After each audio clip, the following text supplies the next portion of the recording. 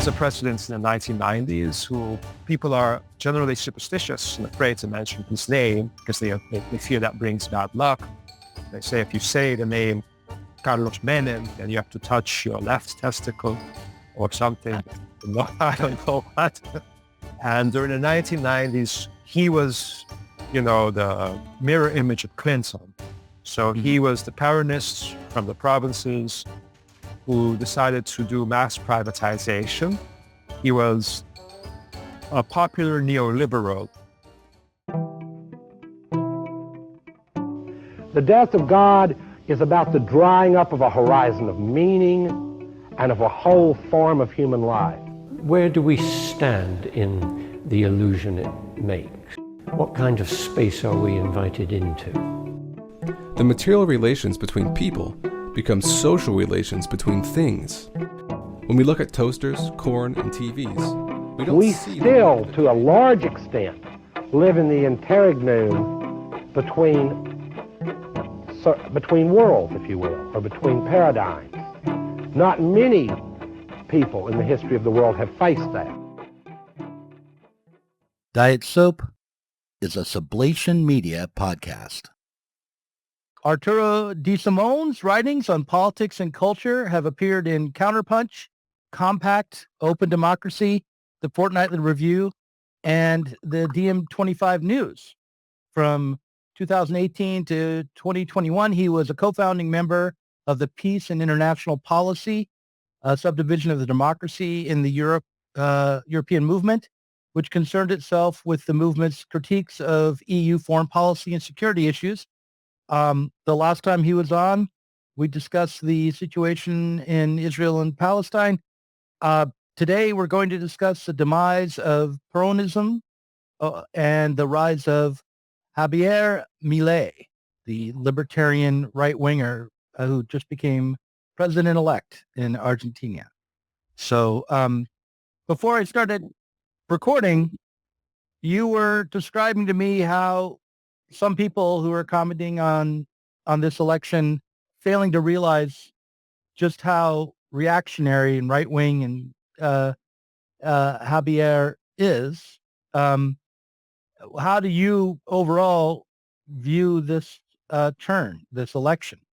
How bad? How much is this really, really bad news for Argentina? What do you think?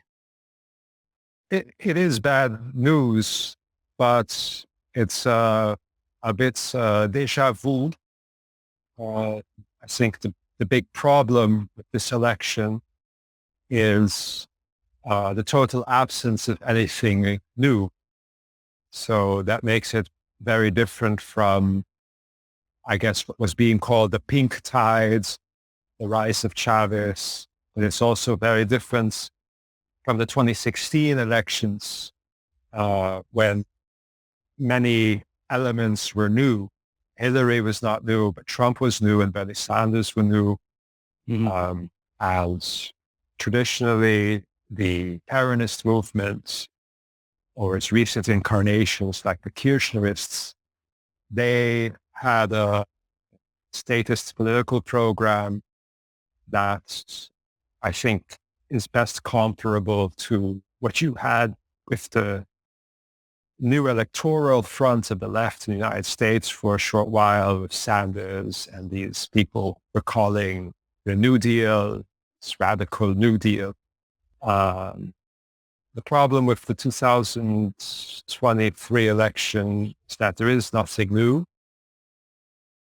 I don't find that, I mentioned the Rising episode with Robbie Suave bringing on this lady, Kim, who works for Reason magazine. Mm-hmm.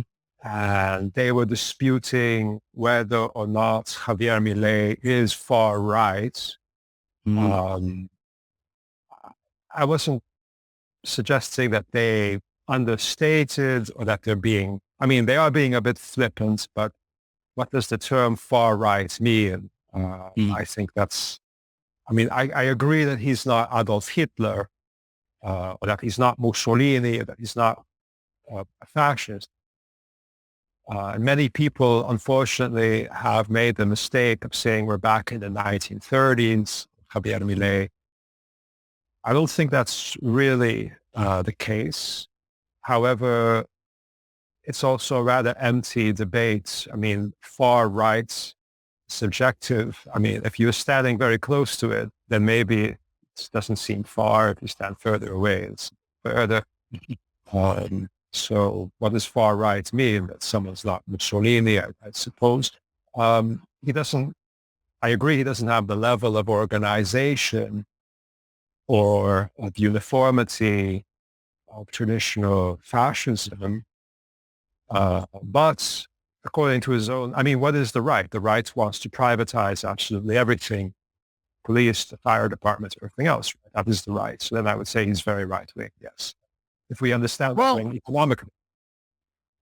I mean, Mussolini didn't want to privatize everything exactly. And so it is difficult to define the right on strictly economic terms. And, you know, Yes.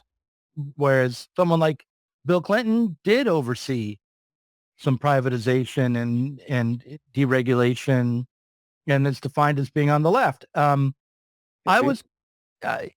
think, well, you know, in American politics, mainstream politics, yeah, you know. So I was surprised to hear you describe Peronism as similar to Bernie Sanders and FDR and kind of the New Deal. Like I told you at the start, I'm not at all educated on Argentinian politics. I remember the Argentinian crisis back around the time when the war on terror was, yeah, and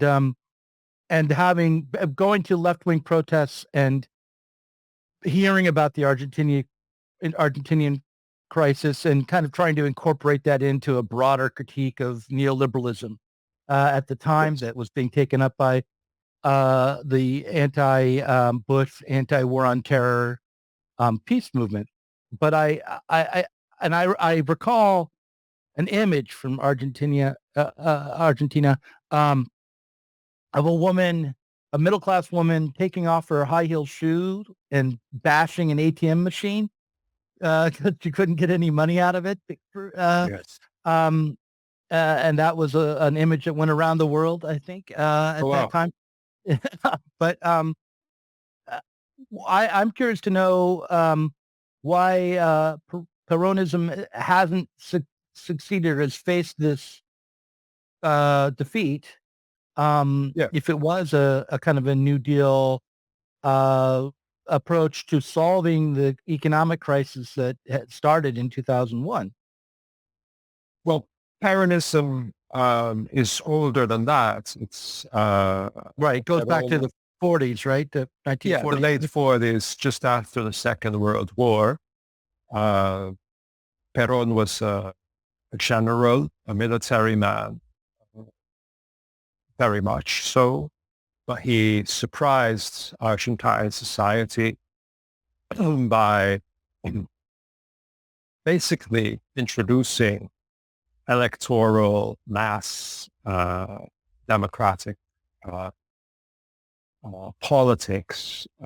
Argentina was always ruled between an interchange of self-described aristocratic families and military dictators, one after the other.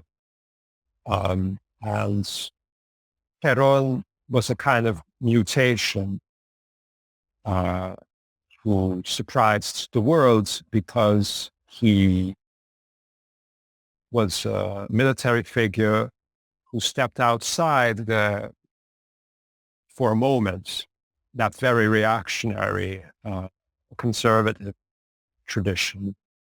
And so at some point, he became extremely popular with his projects of trying to found a workers' state in Argentina alongside his wife, Eva Peron, who they say, or the folklore, or the mythology goes, but I believe it's she was the factor that balanced or made him skew more to the left, to the populist left. And I know that you and your show and your audience are apprehensive towards statist politics, top-down politics, electoral politics. So it's very relevant to point out that Perón greatly divided the left in Argentina. So before Peronism, Argentina had very large anarchist, socialist, Marxist, communist movements. Also in my family, there were anarchists, there were socialists in my generations back. These movements, they were very much persecuted by military dictatorships. They had a lot to do with the Italian immigration. You know, there was a famous Italian anarchist, I think Severino di Giovanni, who was famous. He was a poet, and he would write letter bombs, and he blew up the American embassy to protest the execution of Sacco and Vanzetti. Afraid Argentina would become a fascist colony of Mussolini, and I think he is very accurate. And they killed him by a firing squad, right? And he, this Severino di Giovanni, created a lot of controversy because at that time the anarchists, who were very influential in society, they want to show that they want to cooperate mainstream society, the authorities. So they hated it. And so anarchists and socialists, they were plentiful in Argentina, but they never could reach the greater mass majority outside of the urban centers, really.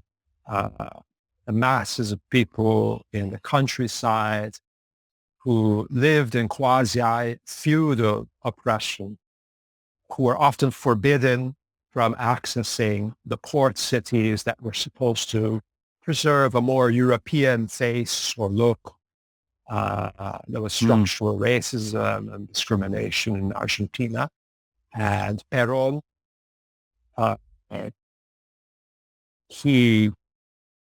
as soon as he entered power with his wife, he began to do certain things that almost a century later Chavez would do.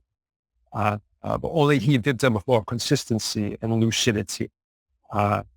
So he listened a lot to the unions, and he introduced some of the things that the socialist and anarchist movements had been struggling to consolidate for a very long time. Workers' rights, the weekend, which is not necessarily an anarchist cause or whatever, but, you know, Shorter work week. Yeah. Yeah. So before everyone of a certain class in Argentina, whether they were immigrants or part Native American or whatever, they worked from Monday to Monday, 10 hours a day. They were basically industrial slaves or agricultural slaves. Not slaves, but, you know. Well, they had no time off. They were worked really, really hard, almost to death, maybe. With corporal punishment and so on. And the aristocratic families determines much of the veneer of liberal politics. And so, and that's the mythical era of the great prosperity. So when people are telling you Argentina was once the wealthiest country in the world, and then it went to shit, what happened to Argentina? It's because someone came along, and so Perón came along, and he introduced the workers' states, and he did this in a way that sometimes cooperated with certain parts of the elites, but was mostly very divisive and very confrontational of oligarchy. Oligarchy which felt betrayed because he was a military man, and the oligarchy usually saw military people as their most loyal defenders. from coup to coup, their interests will be secured in Argentina. And so basically, but Peron was also very top down. So he was extremely hierarchical and controlling of the unions. Mhm. And Peronism, seen from afar, is ideologically hazy and confusing. You can't tell whether it's right or left-wing populism. It's amorphous. It's like an octopus.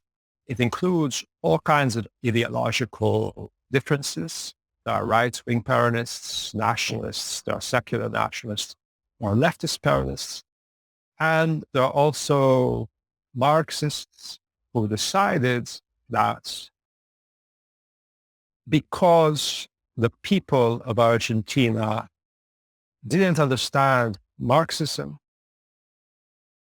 or didn't know about it, but they understood the symbolism or the folklore of Juan Domingo and Eva Perón, Marxists then decided, some of the Marxists decided, we will present ourselves to the people as Peronists, but actually we are Marxists.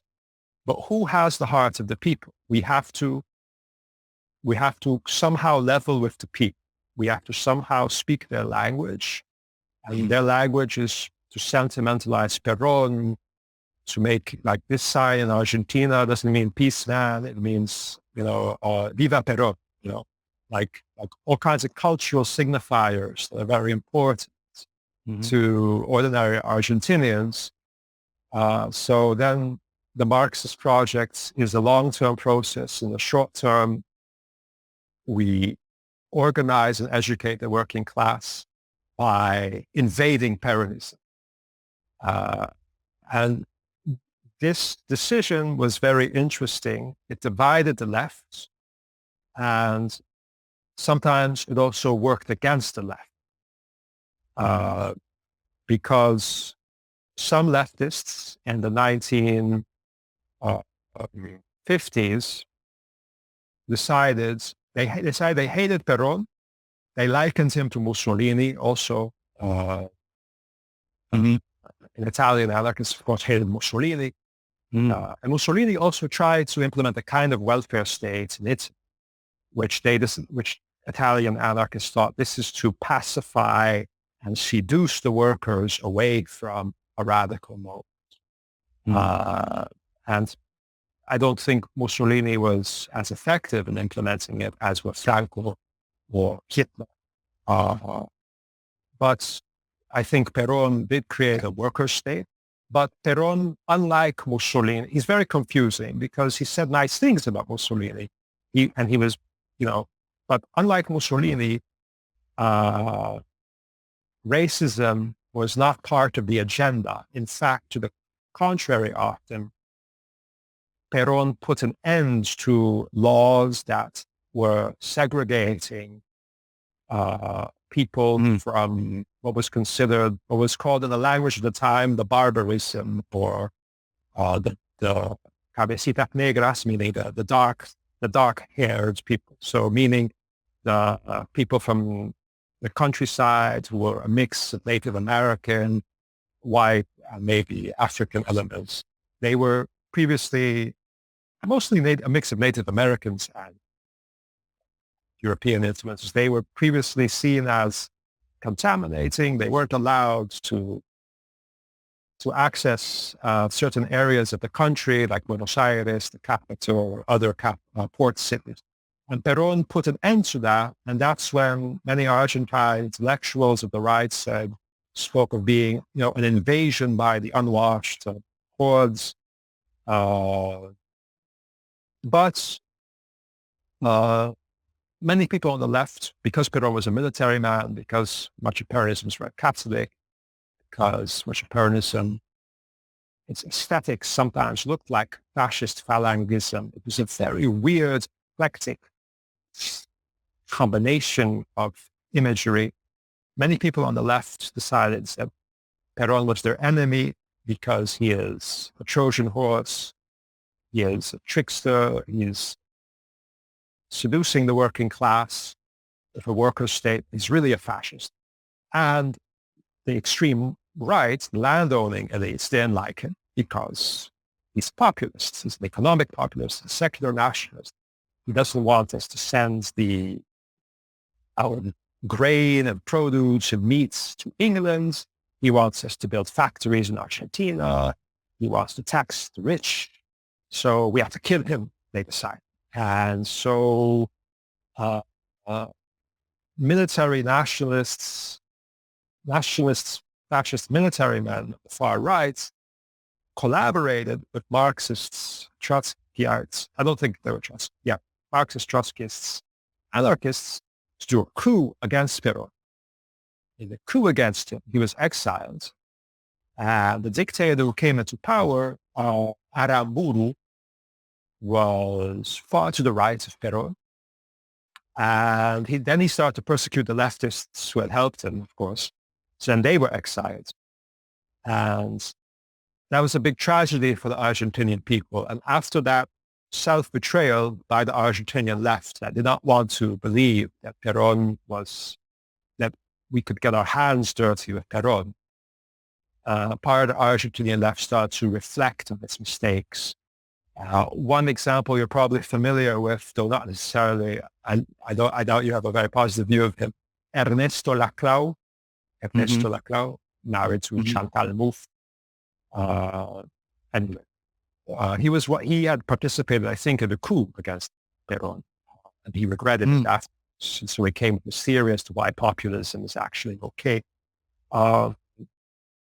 And so... Was that the title of his book, Why Populism is Actually Okay? Or something like that? The hegemony, populism.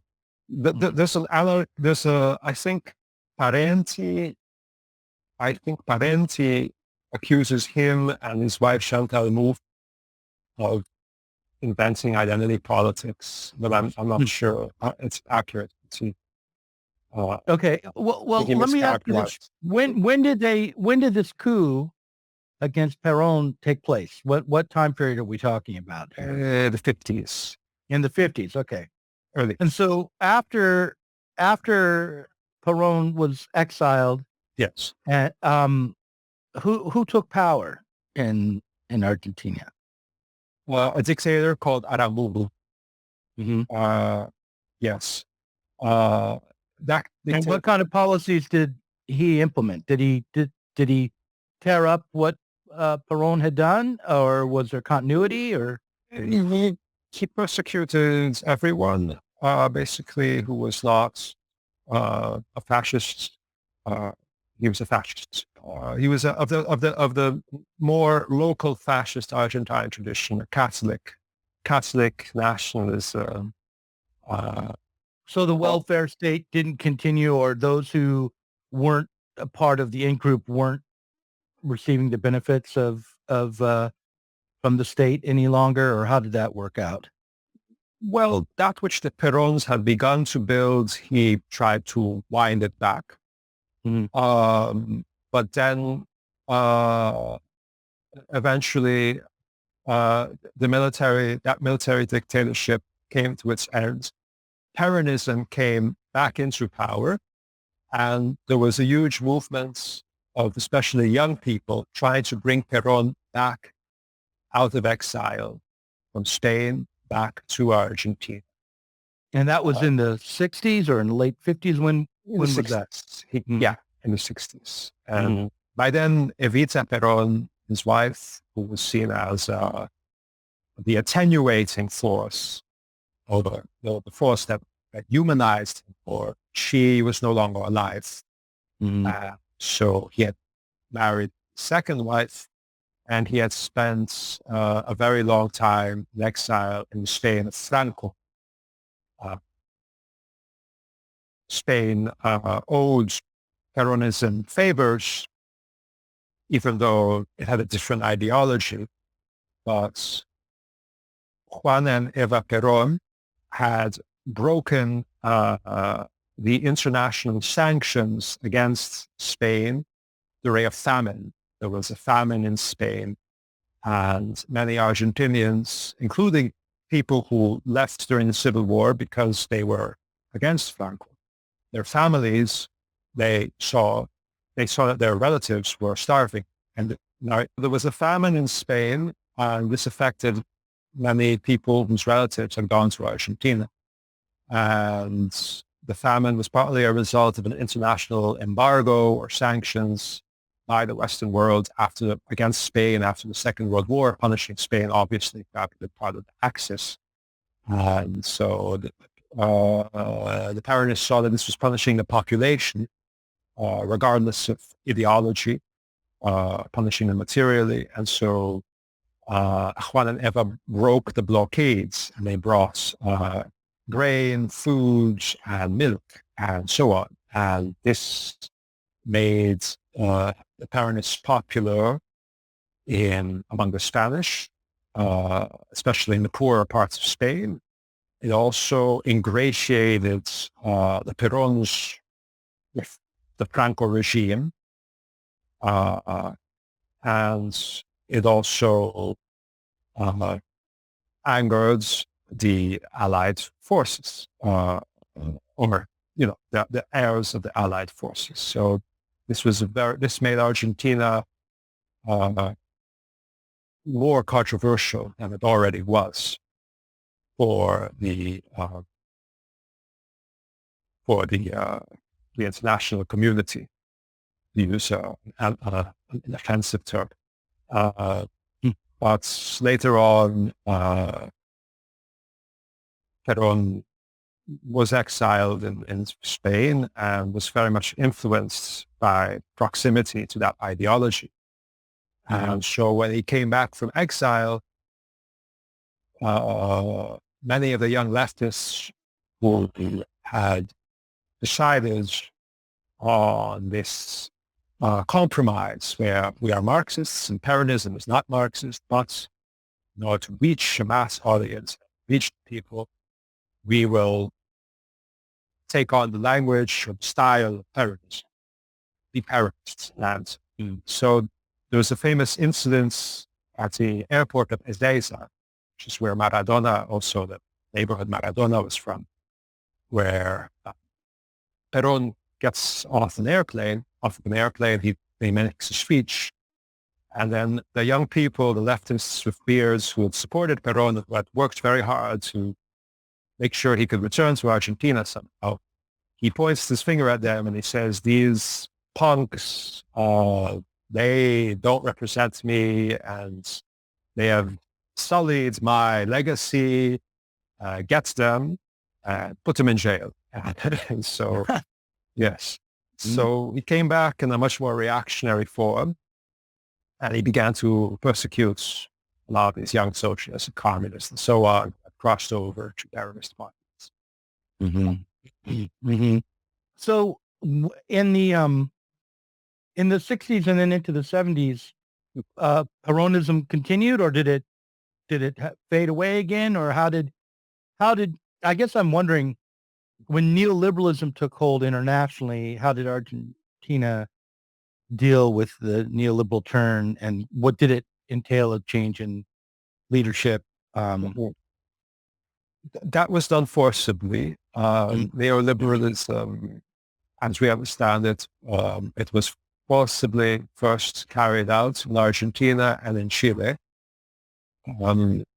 So Peronism did fade because It was wiped out. First, yes, but first because Perón himself died, and second because Perón had become much more reactionary, whereas the first Perón governments had, for example, generously helped the arts and culture. Perón would correspond with poets who did not necessarily like him. Perón would support musicians, including those who were added Peronists. When Perón came back, he didn't want people to have long hair. He came back with ideas that were much similar to Franco in the cultural attitude. And after he died, his wife Isabella Perón, his second wife, not him, became obsessed with cleaning house, so with rehabilitating Peronism after it was, in her view, taken hostage by the leftists, the punks, and so she wanted to redeem Peronism. And so she started an intelligence agency which was also a death squad, called the Argentine Anti-Communists Alliance or Association, AAA, they called it. And the AAA began to collect intelligence on people inside and outside of Peronism. So on young anti-Peronists, parts of the anti-Peronist left, communists, Trotskyists, but also people within the movement. And so with Isabella Perón, many of the young anti-Peronist leftists began to be persecuted in the universities. And Isabella Perón, she was a widow. She was a bit erratic. She didn't have the charisma or the resilience of Eva Perón, and was a very patriarchal society, especially among the establishment and the right. And so she began to collaborate with military figures who had a different ideology in order to get out those who had infiltrated Peronism and corrupted it from their point of view. And she was a Peronist nationalist, secular nationalist, nationalized economy, for workers' rights, for Peronism was still a religion among the majority of people because it gave them the weekends, it gave them a vacation, a certain work hour, unionizing rights, gave them so many things, and a lot of infrastructure and many, many advantages. And so people were very loyal to this.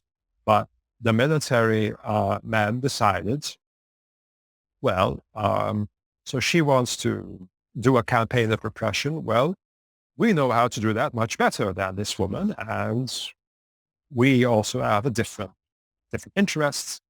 And so that's when the military coup happens in the ends of 1976.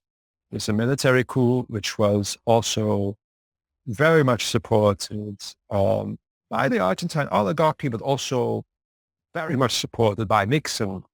Do I get that? I'm sometimes I get I don't want to get a historical fact wrong, but I'm pretty sure, yes. The Nixon administration was adamant supporter of the military regime in any case.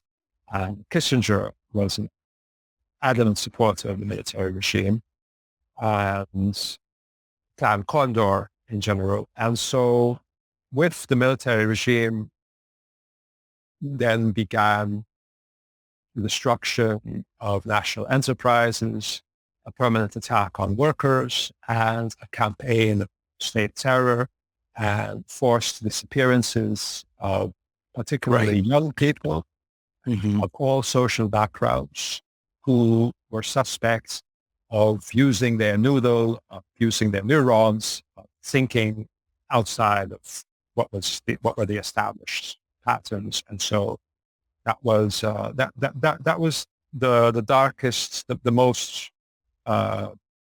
This is the 70s in Argentina. You wrote about the disappearances and how even today that is being written about in Argentina. The parents and of those who disappeared are still looking for them, and it's still covered. In your piece for Compact, which was called "Going Woke While Argentina Goes Broke." Titles are the choice of the editor. I would never write that sentence. I'd write better rhymes than that.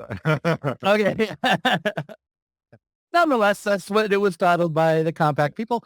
And so what I'm curious about is, tell me, I'm assuming the Peronism comes back again. right? After the military dictatorship, after the disappearances of the young, after the terrible time of the 70s, there is a return of Peronism.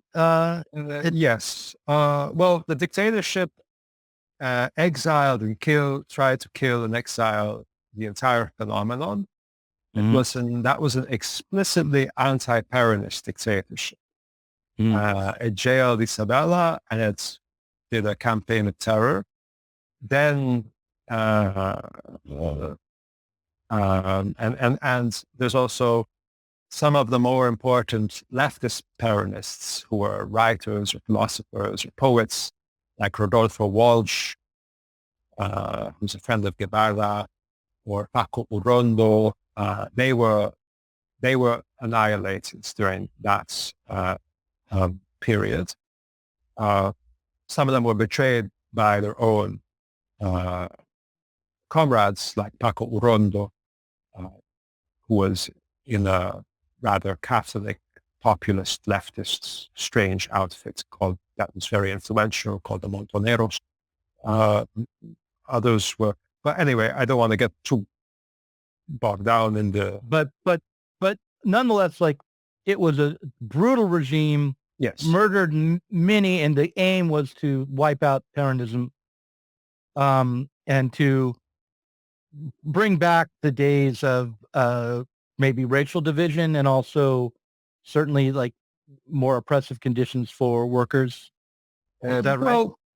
Well, they wanted to create a new kind of very conformist human being, a less imaginative human being, and they wanted to weed out any kind of intellectual activity completely, and they wanted to bring Argentina back to this so-called economic golden era of Argentina, when Argentina simply exported prime materials, grain and food to the British, and then we were all happy. And so they were walking away from technological advancement. Then. Yes, the regime deindustrialized significantly.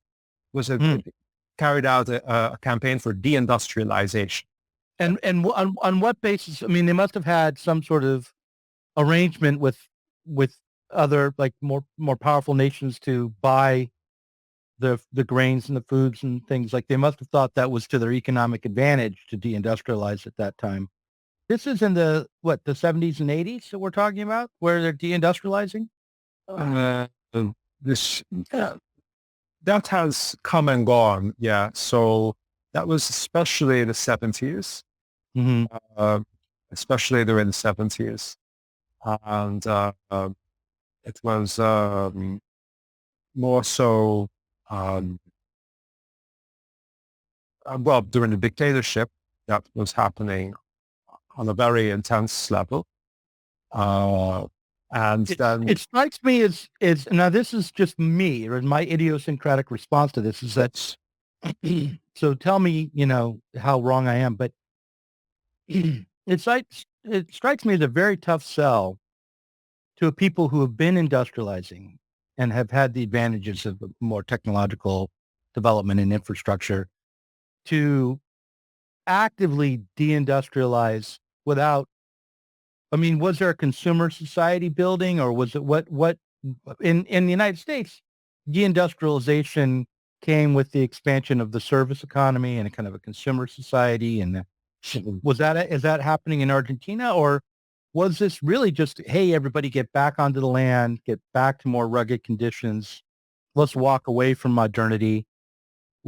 How did that come about? The right wing always tries to do this in Argentina. And of course, now they do it through the service economy. So the right wing now, which for the first time in history has been able to access power through elections, which is, I suppose, a new development, and I suppose positive in some way. Now they do it for expanding the service economy and through all these digital language of management and human resources, digitization, modernization, innovation. During the dictatorship, there was definitely a bureaucratic push for more bureaucratic type of work, but there was also indeed a desire to recapture what was lost, and which was this mostly agrarian society. Agrarian. Was there a religious aspect to it as well?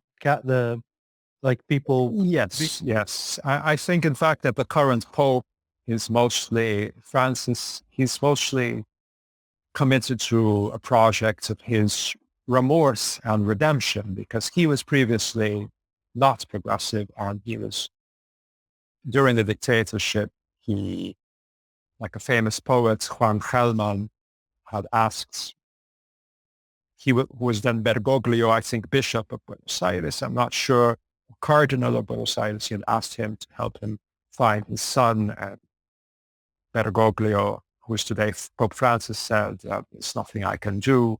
So I think partly because the Argentine Catholic Church has been more reactionary and more hostile to what's called liberation theology than the rest of the Latin American Church, the exception of Chile, which is the extreme. But Argentine Catholicism is to the right of, say, Brazilian or Venezuelan, Colombian, Mexican Catholicism, which is has been more populist in its orientation. I think that Francis is trying to change that, or trying to come to terms with how the church in Argentina at the time was cooperative, mostly.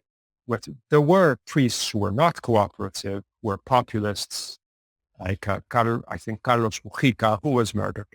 And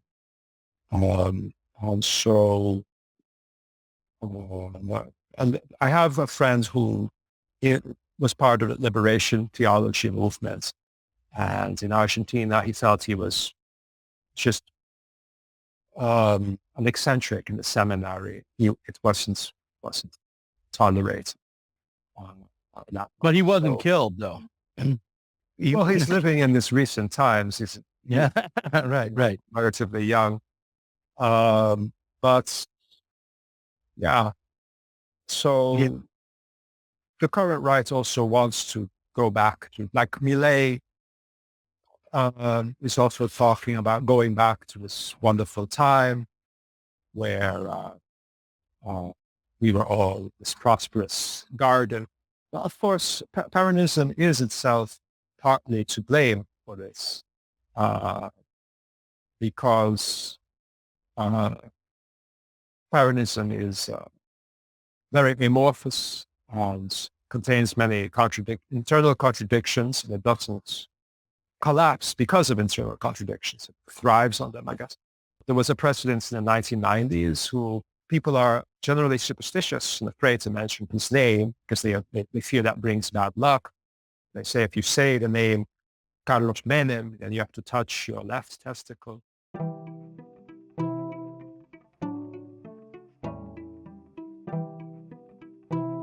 If you enjoyed this conversation, please do consider supporting us on Patreon.